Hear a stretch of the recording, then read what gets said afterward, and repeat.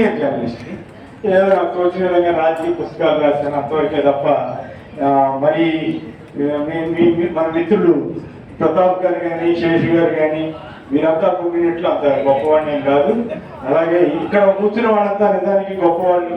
ఇంత భారీ ఎత్తున ఇంత పెద్ద ప్రముఖంగా రమావతి గారు, శ్రీధర్ గారు, అలాగే ఆ వయసు బహుశా మన ఇద్దరిది ఒకటే వయసే సుమారుగా వారు కర్ణాటక నుంచి రావటం, అలాగే వారు భద్రాచలం, ఇట్లా వివిధ ప్రాంతాల నుంచి వచ్చినటువంటి ప్రముఖులు వివిధ రాష్ట్రాల నుంచి రావటం నాకైతే ఆశ్చర్యం కలిగిస్తా ఉంది. ఎంతమంది ఈ సభకు వస్తారని ఊహించరా. ప్రతాప్ గారు రమ్మంటే సరే ప్రతాప్ మిత్రుడు కదా చూసొద్దాంలే అనుకుని తిలక్ గారు చెప్తే వెళ్దాం సార్ అంటే వెళ్దాం పదండి అనుకుని రావడం జరిగింది. కానీ ఇక్కడ రావటం నేను రావడం అదృష్టం కాదు, నేను మీ అందరి సమక్షంలో ఉండడం నా అదృష్టం. దాంట్లో నాకేమి సందేహం లేదు. ఒకటి ఇటువంటి కార్యక్రమాలు జరపడం అంత తేలికైన వ్యవహారం కూడా కాదు. అయినప్పటికీ కూడా ఇలా చేయగలుగుతున్నారంటే తెలుగు వారిలో ఈ కళా పిపాస ఎంతగా ఉంది, సాహిత్య గ్రాస్ ఎంతగా ఉంది అనేది అర్థమవుతుంది. తాడేపల్లిగూడెంలో ఈ స్థాయిలో జరగడం అనేది చాలా గొప్ప విషయం. తద్వారా తాడేపల్లిగూడెనికే ప్రతిష్ట తెచ్చిపెట్టింది ఈ సదస్సు, ఈ కవితా గోష్ఠి, ఈ శ్రీశ్రీ కళావేదికని ఖచ్చితంగా చెప్పవచ్చు. మరి మీరు ఎంతమంది శ్రీశ్రీ గారిని చూసారో లేదో నాకు తెలియదు, కానీ నేనైతే చూశాను. నాకు చాలా సంతోషం కలిగించే అంశం శ్రీశ్రీ గారు. ఒకసారి నేను అప్పుడే కొత్తగా 78లో ఈ ప్రొఫెషన్లోకి జర్నలిజంలోకి వచ్చిన కొత్తల్లో విజయవాడలో వెల్లండ హనుమంతరాయ గ్రంథాలయం ఉండేది, ఉంది, ఇప్పటికి కూడా ఉంది. ఆ గ్రంథాలయంలో కవితా సదస్సు జరిగింది. ఆ కవితా సదస్సులో శ్రీశ్రీ గారితో పాటు అనేక మంది ప్రముఖులు హాజరయ్యి అందులో తమ కవిత్వాన్ని వినిపించారు. సో మరి మీలో ఎంతమంది కవిత్వం ఆ శ్రీశ్రీ గారి కవిత్వం విన్నారో నాకు తెలియదు, కానీ ఆ అదృష్టం నాకైతే దక్కిందని చెప్పడానికి సంతోషిస్తున్నాను. ఎందుకంటే మీ ఇంకో ఆసక్తికరమైన విషయం చెప్తాను. ఎంతమంది నేను ఇంకో ఆసక్తికరమైన విషయం చెప్తాను. శ్రీశ్రీ గారు కవితా గోష్ఠి, ఏమంటాము కవి సమ్మేళనం, ఆ రోజుల్లో కవి సమ్మేళనం అంటున్నాం. మీరు ఏమంటున్నారు, కవి సమ్మేళనం అంటారా? కవి సమ్మేళనానికి శ్రీశ్రీ గారు పాల్గొన్నటువంటి సభలో ఎంతమంది లేరు, అది విశేషం. కానీ శ్రీశ్రీ గారి పేరున నడుస్తున్నటువంటి ఈ కార్యక్రమంలో ఇంతమంది రావటం, 2 రోజులు వరుసగా జరగటం, ఇప్పుడే ప్రతాప్ గారు చెప్పారు, అనేక పట్టణాల్లో నాకు ఆశ్చర్యం కలిగిస్తోంది. నిజంగానే తెలుగు వాళ్ళు ఇంతమంది యువ కళాకారులు, యువ కవులు ఇంతమంది ఉన్నారా అని. అదే శంకరాభరణం సినిమాలో శంకర్ శాస్త్రి గారు అంటారు కదా, ఏమని ఈ సంప్రదాయ కళలు అంతరించిపోతున్న పాశ్చాత్య ఏంటంటే నాకు పాశ్చాత్య సంగీతపు పెను తుఫానులో కొట్టిమిట్టాడుతున్నటువంటి మన భారతీయ కళలు చెప్పండి. అలా అంతరించిపోతున్నటువంటి తరుణంలో ఇంతమంది లేదు, తెలుగు కవిత్వం బతికే ఉంది, తెలుగు సజీవంగానే ఉంటుందని రుజువు చేసినందుకు మీ అందరికీ నా హ్యాట్స్ ఆఫ్, నా థ్యాంక్ యూ. అంతేకాదు ఇంకొక విషయం చెప్పాలి. తెలుగుకు సంబంధించి ఖచ్చితంగా తెలుగు అనేది మన మాతృభాషను పరిరక్షించుకోవాల్సింది. అలా అని చెప్పి ఇతర భాషల్ని ఉపేక్షించాల్సిన అవసరం లేదు.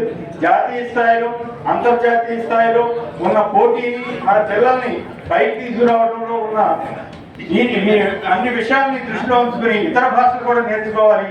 వాటిలో ఉన్న తారాన్ని కూడా మనం తీసుకోవాలి. తెలుగులో ఉన్న గొప్పదనం ఏంటంటే ఏ భాష నుంచి అయినా సరే ఆ పదాలని మనం సొంతం చేసుకోగలుగుతాం, కలిసిపోతుంటాయి. ఇంగ్లీష్ పదాలు అనూహ్యంగా చాలా ఇంగ్లీష్ పదాలు దొరికిపోతుంటాయి. సో అదొక గొప్ప విశేషంగానే తీసుకోవాలి తప్ప మరి ఖచ్చితంగా ఇలాంటి వాటిని ఎంకరేజ్ చేసే విధంగా, తద్వారా సమాజంలో మార్పు కోసం కవులు చేసే కృషి, రచయితలు చేసే కృషి అపారమైందని చెప్పక తప్పదు. ఖచ్చితంగా శ్రీశ్రీ గారు మన సమాజం మీద ఎంత బలమైన ముద్ర వేశారనడానికి ఇదిగో ఈ శ్రీశ్రీ కళావేదిక వారు చేస్తున్న కృషే నిదర్శనం. ఎంతమంది ప్రేక్షకులు, కవులు వచ్చి వీటిలో పాల్గొని వారి కవిత్వాలను వినిపిస్తున్నారంటేనే అది ఆ కవిత్వానికి ఉన్న బలం అది. ఆ శక్తిని మరింతగా పెంపొందించాలంటే ప్రభుత్వాలు కూడా దీనిపైన శ్రద్ధ వహించవలసిన అవసరం ఉంది. ఈ విషయంలో మన రాష్ట్ర ప్రభుత్వం కూడా తమ చర్యలు తీసుకుంటోంది. ఈ మధ్యకాలంలో అనేక సాంస్కృతిక ఉత్సవాలు, ఆడుదాంరా అనేటువంటి ఒక పెద్ద లక్షల మందిని పార్టిసిపేట్ చేసే కార్యక్రమం, ఇలా ఎన్నో కార్యక్రమాలని చేపడుతున్నారు. చివరికి దురదృష్టవశాత్తు ఒక వర్గం మీద ఆడుదాంరా అన్న దాని మీద కూడా అపనిందలు మోపుతూ ఇష్టారీతిలో రాసేస్తారు. దురదృష్టం, అది వేరే విషయం అనుకోండి. ఇంకొకటి బాటసారి కూటి కోసం కూలి కోసం పట్టణంలో బ్రతుకుదామని తల్లి మాటలు చెవిన పట్టక బయలుదేరిన బాటసారికి 3 రోజులు ఒక్క తీరుగా నడుస్తున్నా దిక్కు తెలియక నడి సముద్రపు నావరీతిగా సంచరిస్తూ దిగులు పడుతూ దీనుడవుతూ తిరుగుతుంటే చండం తీవ్రం జ్వరం కాస్తే భయం వేస్తే ప్రలాపిస్తే అంటూ ఆయన రాసిన కవిత్వం ఈ రోజు దీనికి పెద్ద ప్రాముఖ్యత లేదు. కానీ మా వయసులో మేము కురవాళ్ళగా ఉన్నప్పుడు ఇది చాలా మమ్మల్ని ఎంతో ఉత్తేజపరిచినటువంటి కవిత్వాల్లో ఒకటి. నిజంగానే ఆ రోజుల్లో ఈ ఉపాధి అవకాశాలు లేవు, ఉద్యోగ అవకాశాలు లేవు. మా ఊరి నుంచి పక్కన పట్టణానికి వెళ్తుంటే నిజంగా తల్లి పడే బాధ, ఆవేదన అవన్నీ స్వయంగా చూసిన వాళ్ళం. అందుకే శ్రీశ్రీ గారు రాసిన కవిత్వాన్ని మేమంతా కూడా మా మనసులో అలా బలంగా నాటుకుపోయింది. ఇక ఇంకొకటి చెప్పి, ఇది నాకు బాగా అత్యంత ఇష్టమైనటువంటి కవిత్వంలో ఈ గేయం చాలా ఇష్టం. ఏ దేశ చరిత్ర చూచినా ఏమున్నది గర్వకారణం, నరజాతి చరిత్ర సమస్తం పరపీడన పరాయణత్వం, నరజాతి చరిత్ర సమస్తం పరస్పర హరణోద్యోగం, నరజాతి చరిత్ర సమస్తం రణ రక్త ప్రవాహ శక్తం. నేను అనేక ఆయా సందర్భాల్లో ఎక్కడికి వెళ్ళినా సరే ఈ సందర్భం వస్తే ఇదొకటి. అలాగే ఎముకలు కుళ్ళిన వయసు మళ్ళిన సోమతులారా చావండి అంటూ ఆయన రాసినటువంటి పద్యాన్ని నేను ఎప్పటికప్పుడు కవిత్వాన్ని ఖచ్చితంగా చదవడానికి చెప్పడానికి ఇష్టపడతాను.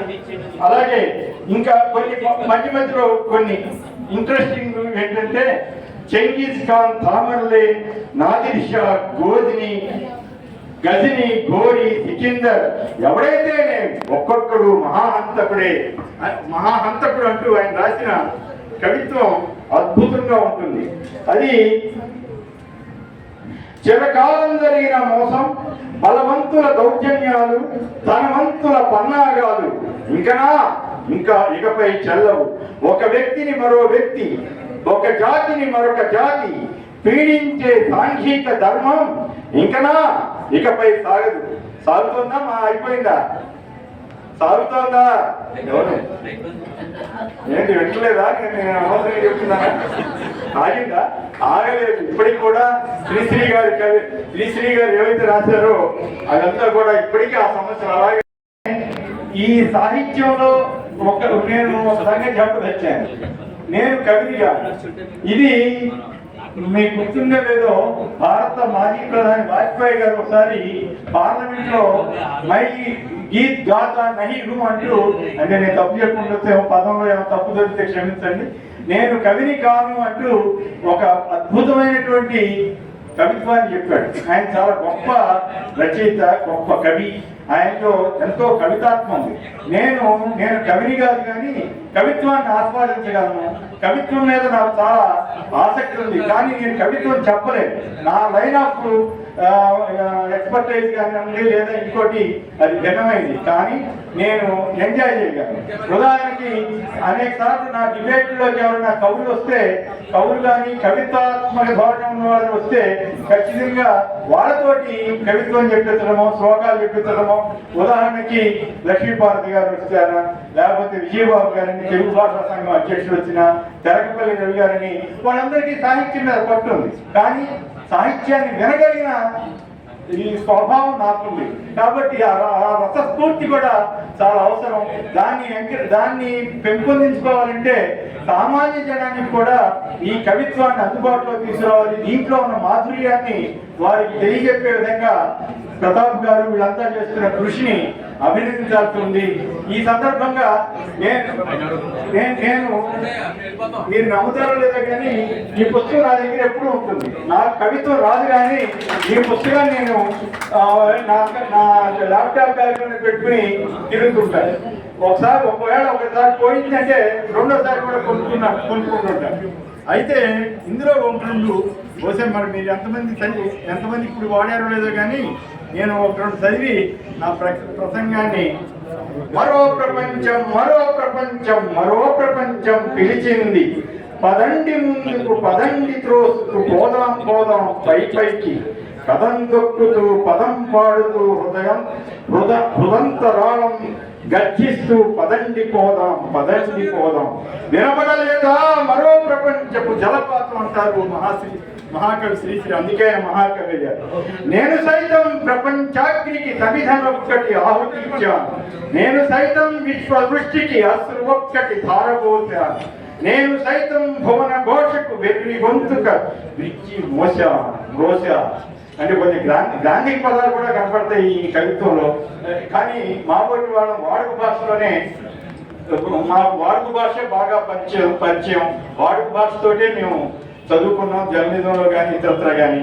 అయినప్పటికీ కూడా ఈ నేను సైతం ప్రపంచాగ్నికి అన్నది పెద్ద సినిమా హిట్ సినిమా పాట కూడా అయిందన్న సంగతి నేను వేరే చెప్పక్కర్లేదు. నేషనల్ అవార్డు కూడా వచ్చింది. ఏ సినిమా చెప్పండి? కాదు.